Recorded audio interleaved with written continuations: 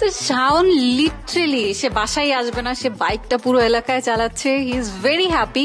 তো আমি ওকে ওভাবেই থাকতে দেই। আর আমার মনে হয় আমি ব্লগটা শেষ করি তোমাদেরকে একটা ডিলের কথা জানিয়ে, বিকজ যেই ডিল দিয়ে আমি এই বাইকটা নিয়েছি আমার মনে হয় আমি তোমাদের সাথে সেটা শেয়ার করতে চাই। সো আমি একটা খুব ভালো ডিল পেয়েছি ফোনপেতে আমি 40% ডাউন পেমেন্ট দিয়ে বাইকটা কিনে ফেলেছি। আর যখন আমি 40% ডাউন পেমেন্ট দিয়েছি, সেটার সমপরিমাণ একটা ব্যাংক চেক ওরা আমাকে দিয়েছিল, যাতে করে আমাদের এই ট্রানজেকশনটা একদম নিরাপদ থাকে।